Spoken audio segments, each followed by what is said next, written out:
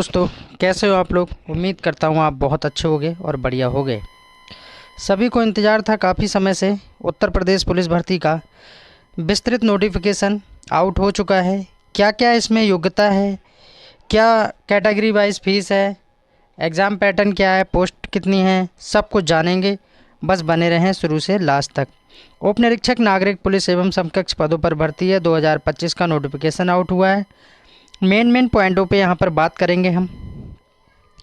ठीक है, यहाँ पर पुरुष और महिला दोनों के लिए ये भर्ती है और दिनांक 12 अगस्त 2025 को ये नोटिफिकेशन आउट हुआ है। ठीक, और देख लेते हैं उक्त पदों का विवरण। वेतन ग्रेड क्या रहेगा, यहाँ पर वेतन क्या रहेगा 9300 से 34,800 यानी 4200 पे ग्रेड रहेगा। इतने से इतने तक रहेगा। ठीक, अब देख लेते हैं किसमें कितना पोस्टें हैं, पुरुष और महिला। अनारक्षित में देखिए दोस्तों, अनारक्षित में 1705 पोस्टें हैं। यहाँ पर देख सकते हैं ईडब्ल्यूएस में 422, अन्य पिछड़ा वर्ग ओबीसी 1143, एससी 890, एसटी 82। टोटल अगर बात की जाए तो 4242 ये है टोटल। कैटेगरी वाइज बांटा है इन्होंने। और देख लेते हैं क्या क्या महत्वपूर्ण पॉइंट हैं। फिर ये क्या है, प्लाटून कमांडर पीएससी उप निरीक्षक सशस्त्र सीमा बलों को इसमें भी दिया है। इसमें ये टोटल 135 दिया है। इस तरह से ये पूरा दिया है। ठीक है, काम की चीज़ें ज़रूर देखेंगे। अब यहाँ पर देखते हैं, ये हमारे काम की चीज़ है, बहुत ही महत्वपूर्ण है। ऑनलाइन आवेदन करने की तिथि क्या है, 12 अगस्त 2025 से आप आवेदन कर सकते हैं। ठीक है, और लास्ट डेट क्या है, 11 सितंबर 2025 है। यानी कि कुल मिला के 1 महीना तो मिल ही रहा है। 12 से 11 आवेदन शुल्क जमा करने की तिथि 12 अगस्त, ये तो हो ही गई, प्रारंभ हो गई। यानी कि 11 वही सेम है, 11/9/25। जमा किए गए शुल्क का समायोजन की तिथि 13/9/25 है। और देख लेते हैं क्या महत्वपूर्ण पॉइंट है यहाँ पर जो अति आवश्यक है आपको बताना। अभ्यर्थी द्वारा आवेदन पत्र में पदों हेतु वरीयता देना अनिवार्य है। एक बार आवेदन पत्र में वरीयता देने के बाद उसमें किसी प्रकार का परिवर्तन अनुमान नहीं होगा, मतलब आप सुधार नहीं कर सकते, सोच समझ के देना है। प्रत्येक व्यक्ति को उपलब्ध विकल्पों के सापेक्ष वरीयता का चयन करना अनिवार्य होगा। ठीक है, आवेदन शुल्क किसको कितना लगेगा, ये भी महत्वपूर्ण पॉइंट है, जान लेते हैं। इस भर्ती प्रक्रिया के लिए आवेदन शुल्क क्या लगेगा दोस्तों, सामान्य ईडब्ल्यूएस और अन्य पिछड़ा वर्ग यानी जनरल और ईडब्ल्यूएस और ओबीसी की बात करूं तो 500 रुपये यानी कि 500 रुपीज़ देना पड़ेंगे। एससी और एसटी के लोगों को कितना देना पड़ेगा, 400 यानी 400 देना पड़ेगा। यानी 500 और 400 में फीस को डिवाइड किया गया है। 500 देना पड़ेगा ईडब्ल्यूएस को, ओबीसी को, जनरल को, और 400 एससी एसटी को। उम्मीद करता हूँ इतना क्लियर हो गया है। ठीक है, भर्ती के लिए आवश्यक क्या है, वह भारत का नागरिक होना चाहिए, तिब्बती शरणार्थी या भारत के स्थायी निवास के अभिप्राय से 1 जनवरी 1962 से पूर्व भारत आया हूँ। ये सब आम बातें हैं जो आपको पता होंगी। और देख लेते हैं क्या क्या महत्वपूर्ण बातें हैं इसमें, सभी कुछ देखेंगे। अर्हता देखिए, शैक्षिक अर्हता योग्यता, इसको देखिए। भारत में विधि द्वारा स्थापित किसी विश्वविद्यालय से स्नातक उपाधि या सरकार द्वारा मान्यता प्राप्त उसके समकक्ष कोई अर्हता होना चाहिए। मतलब आपने ग्रेजुएशन की डिग्री कंप्लीट की हो, चाहे बीबी हो, बीसी हो, बीकॉम हो, बीएससी हो, बैचलर डिग्री आपने कंप्लीट की हो। ठीक है, बोला ही जा रहा है भारत में विधि द्वारा स्थापित किसी विश्वविद्यालय यानी यूनिवर्सिटी से ग्रेजुएशन उपाधि या सरकार द्वारा मान्यता प्राप्त उसके समकक्ष कोई योग्यता प्राप्त की हो आपने। आवेदन करते समय अभ्यर्थी को अपेक्षित शैक्षिक अर्हता पूरी होनी चाहिए। ये 2 पॉइंट हैं जो कि इम्पोर्टेंट है, पढ़ना जरूरी है। आवेदन करते समय अभ्यर्थी को अपेक्षित शैक्षिक अर्हता अवश्य धारित करनी चाहिए तथा उनकी अंकतालिका अथवा प्रमाण पत्र तत्सम उसके पास उपलब्ध होने चाहिए। जैसे कि वो आवेदन कर रहा है तो ये सारे डॉक्यूमेंट उसके पास कंप्लीट रूप से होना चाहिए। अपेक्षित शैक्षिक अर्हता हेतु परीक्षा में सम्मिलित हुए अथवा सम्मिलित होने वाले अभ्यर्थी पात्र नहीं होंगे। ठीक है, और पॉइंट पढ़ लेते हैं। और क्या है, अधिमानी योग्यता भी दी गई है। ठीक है, जिसके पास होगी, जैसे कि अगर किसी के पास एनसीसी का बी सर्टिफिकेट है तो उसको मिलेगा। प्रादेशिक सेना में न्यूनतम 2 वर्ष की अवधि की छूट, तो ये सारी चीज़ें दी हैं। आयु की बात करें, आयु की बात देख लीजिए। यहाँ पर अभ्यर्थी ने दिनांक 1 जुलाई 2025 को 21 वर्ष की आयु प्राप्त कर ली हो। कितनी एज होना चाहिए, 21 वर्ष की आयु प्राप्त कर ली हो। कब, 1 जुलाई 2025 को निकालना है आपको अपने डीओबी से। और 28 वर्ष की आयु प्राप्त ना की हो, मतलब 21 से 28 के बीच में उम्र होना चाहिए। जन्म 2 जुलाई 1997 से पूर्व यानी पहले का, और 1 जुलाई 2004 के बाद का नहीं होना चाहिए। उम्मीद करता हूँ स्पष्ट आपको समझा दिया है। और पॉइंटों पे नज़र डालते हैं और क्या क्या महत्वपूर्ण पॉइंट हैं। ठीक है, अब यहाँ पर ये देख लेते हैं। सामान्य जाति के लिए कोटा 3 वर्ष। अच्छा, कब से कब तक ये सब बताया गया है यहाँ पर। एससी के लिए 5+3 वर्ष, एसटी के लिए 5+3 वर्ष।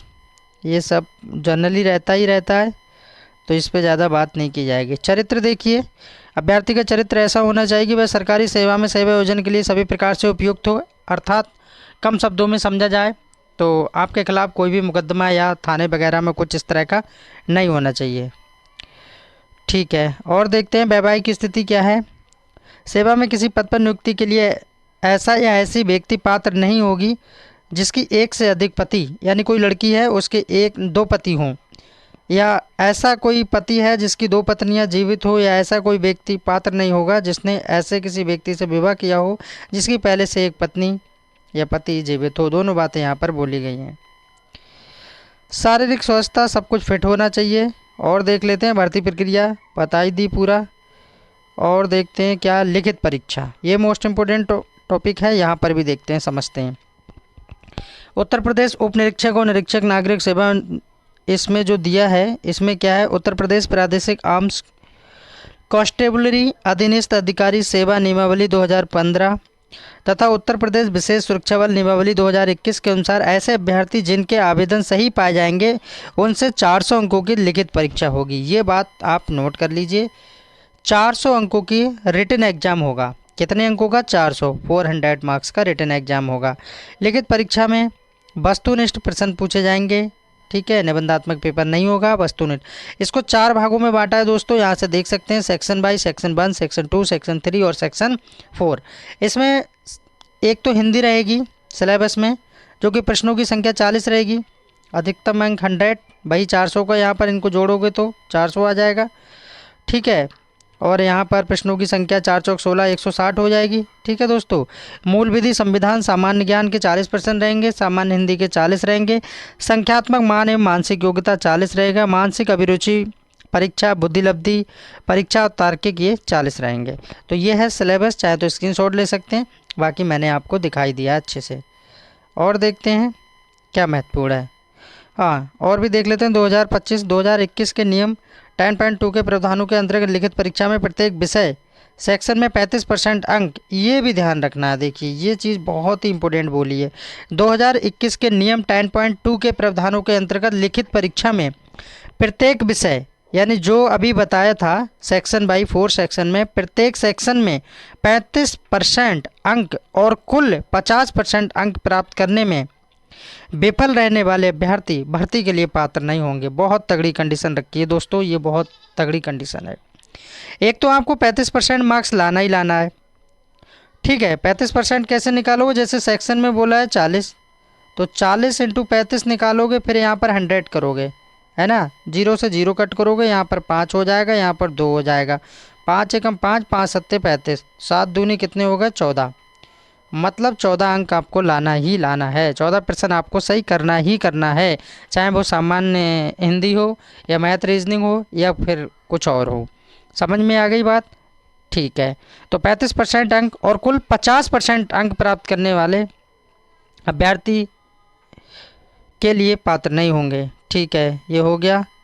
बोर्ड लिखित परीक्षा एक ही दिनांक को एकल पाली में अथवा एक से अधिक पाली अथवा एक से अधिक दिनांकों में विभिन्न प्रश्न पत्र के साथ विभिन्न पालियों में कलम और कागज आधारित लिखित परीक्षा। OMR सीट वही, इसमें कोई विशेष बात नहीं है, OMR बेस्ड तो होगा ही पेपर। चलिए और देखते हैं आगे।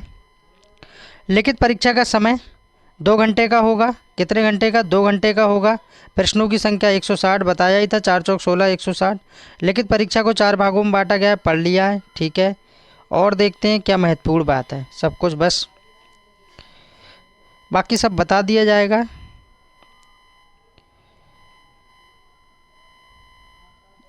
बस बने रहें। और क्या है, अभिलेखों की समीक्षा होगी बाद में जब आपका चयन हो जाएगा। ठीक है, शारीरिक परीक्षा क्या है ये देख लीजिए। हाँ ये ठीक है, पुरुष वर्ग के लिए, पुरुष अभ्यर्थियों के लिए न्यूनतम शारीरिक मानक निम्नवत है। सामान्य की बात की जा रही है, ऊंचाई की बात हो रही है यहाँ पर। जनरल और अन्य पिछड़ा वर्ग और एससी जातियों के लिए पुरुष अभ्यर्थियों के लिए न्यूनतम 168 सेंटीमीटर होना चाहिए। कितनी? 168 सेंटीमीटर, यानी 168 सेंटीमीटर, और 30 सेंटीमीटर बराबर 1 फुट भी होता है, तो 168 सेंटीमीटर हाइट चाहिए दोस्तों। अनुसूचित जनजाति के पुरुष अभ्यर्थियों के लिए न्यूनतम 160 है। सिर्फ और सिर्फ एसटी की बात की जा रही है। एसटी वालों के लिए 160 और बाकी सबके लिए 168, 168। उम्मीद करता हूँ क्लियर हो गया होगा। सीना की बात करते हैं, क्योंकि ये भी पता होना चाहिए सीना कितना है। सामान्य और अनपिछड़ा वर्ग यानी कि जनरल और ओबीसी एससी तीनों के लिए सीने का माप कितना? 79 सेंटीमीटर होना चाहिए, 79, बिना फुलाने पे होना चाहिए। 5 सेंटीमीटर का फुलाव लगा लो तो ये कितना हो जाएगा? 84 हो जाएगा जाके। ठीक है दोस्तों, सिंपल सी बात है। 79 नॉर्मल चाहिए, 5 का फुलाव चाहिए इन्हें, तो 84 बन जाता है जाके, वही यहाँ पर बोला गया है। और सेम एसटी के लिए उन्होंने उधर बोला है, तो यहाँ पर भी उन्होंने 77 बोला है। 77 में 5 प्लस कर लीजिए तो जाके 82 हो जाएगा। समझ चुके होंगे आप इतनी बात? ठीक है। महिला अभ्यर्थियों के लिए, महिला के लिए क्या रहेगा वो भी देख लीजिए। वही कैटेगरी वाइज दिया है, 152 रहेगा और यहाँ पर 147 रहेगा। महिला अभ्यर्थियों के लिए न्यूनतम 40 किलोग्राम वजन रहेगा। वजन भी दिया है यहाँ पर, 40 किलोग्राम रहेगा, और 5 सेंटीमीटर का फुलाव हो गया। ठीक है, और देखते हैं और क्या क्या यहाँ पर दिया गया है। शारीरिक दक्षता परीक्षा क्या है? हाँ, इस पॉइंट को भी डिस्कस करेंगे। बढ़िया है, यहाँ समझना जरूरी है। अभिलेखों की समीक्षा एवं शारीरिक मानक परीक्षण में सफल पाए गए अभ्यर्थियों से शारीरिक दक्षता परीक्षा में सम्मिलित होने की अपेक्षा की जाती है, तथा इस शारीरिक दक्षता परीक्षा में पुरुष अभ्यर्थियों के लिए 4.8 किलोमीटर की दौड़, इसका मतलब हो गया 4800 मीटर दोस्तों। या तो आप 4800 मीटर बोलिए या 4.8 किलोमीटर बोलिए। ठीक है, 28 मिनट में आपको लगाना है, कंप्लीट करना है। 4.8 किलोमीटर की दौड़ को 28 मिनट में पूरा करना है। और यहाँ पर दूसरे पॉइंट में महिला अभ्यर्थियों के लिए 2.4 यानी कि 2400 मीटर की दौड़ 16 मिनट में लगाना है। बस दोनों बातें क्लियर हो गई। और देख लेते हैं, सारी चीज़ें यहाँ पर डिस्कस करेंगे बिल्कुल पॉइंट टू पॉइंट, ताकि आप ये ना कहें सर आपने ये नहीं बताया।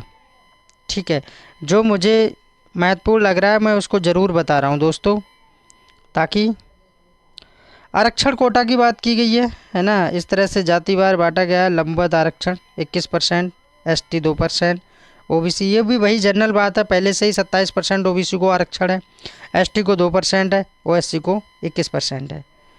और आगे चलते हैं, बाकी ये सब अपनी कैटेगरी वाइज है। टेलीग्राम पे ये पीडीएफ डाल दूंगा दोस्तों, अच्छे से पढ़ लेना, और एक बार फॉर्म कैसे भरना है उसकी मैं वीडियो भी बना दूंगा आपके लिए। ठीक है, बस देखते हैं और क्या है। स्वतंत्रता संग्राम सेनानी हो गए। ठीक है, ये सब हो गया। ऑनलाइन आवेदन करने की प्रक्रिया आ गई, ओटीआर के माध्यम से करना पड़ेगा। अगर आपने ओटीआर नहीं किया दोस्तों तो इसके लिए आपको ओटीआर करना पड़ेगा। ओटीआर पे मैंने एक वीडियो बना दी है, ओटीआर का प्रोसेस आप जान लीजिए। उसमें मेल और ईमेल आईडी और मोबाइल नंबर को पहले वेरीफाई करना होता है, उसके बाद प्रोसेस आप कर लीजिए। अगर आपको पता नहीं है तो आप बस मेरे चैनल पे आइए और देखिए और कैसे करके ओटीआर को लॉगिन करना है। आजकल ओटीआर सभी में हो गया, चाहे टीचिंग भर्ती हो चाहे रेलवे हो, सब में हो गया दोस्तों। हस्ताक्षर का फॉर्मेट इन्होंने बताया, इस पर एक वीडियो बना दूंगा मैं अच्छे से कि हस्ताक्षर कैसे, फिर भी आप देख सकते हो। हस्ताक्षर का आकार 50 mm इंटू 20 mm। ठीक है, 50 क्या रखना है, लंबाई रखना है, और चौड़ाई कितनी रखना है, 20 रखना है, mm में रखना है। या अगर पिक्सल की बात करें तो 140 इंटू 60 पिक्सल में आप रख सकते हैं, या mm में रखें या पिक्सल में रखें। फाइल का साइज 30 KB से 50 KB के बीच होना चाहिए। हस्ताक्षर केवल आवेदक का ही होना चाहिए और किसी का नहीं होना चाहिए, बिल्कुल ऐसा तो होना ही चाहिए। ठीक है, ऑनलाइन आवेदन शुल्क जमा करने के फिर आप सबमिट कर देंगे, कोई दिक्कत की बात नहीं है। अंतिम शुल्क मैं बता चुका हूँ आपको कितने देना है, फीस उस मैंने बता दिया है आपको, यह ये सारी बातें हो चुकी हैं दोस्तों। ठीक है, वीडियो काफ़ी लंबी हो रही है, चलिए कोई बात नहीं है। सिलेबस बता दिया था। लिखित परीक्षा का पाठ्यक्रम इस तरह से है, 160 टोटल 400। हाँ, इस पे एक वीडियो और बना दी जाएगी आपके लिए कि सामान्य हिंदी में सिलेबस में क्या आएगा, जैसे कि हिंदी है, अन्य भारतीय भाषाएं हैं, हिंदी व्याकरण है, मौखिक ज्ञान है, वर्णमाला है, तत्सम है, तद्भव है, पर्यायवाची है, विलोम है, अनेकार्थी है, वाक्यांशों के लिए एक शब्द है, समरूपी भिन्नार्थक है, अशुद्ध है, शुद्ध है, कारक है, वचन है, सर्वनाम है, क्रिया काल है, मतलब सभी आ गई, पूरी हिंदी आ गई, इसमें कुछ नहीं है। तो इस पे एक डिटेल में सिलेबस पे वीडियो बना देंगे आपके लिए, जी, ताकि आप सारी चीज़ों को समझ पाएँ। बाकी आप खुश रहिए, मस्त रहिए और बिंदास होकर अपनी तैयारी करते रहिए। और इस पे मैं आपको स्पेशल एक वीडियो और बना दूंगा ताकि चीज़ें क्लियर हो जाएं।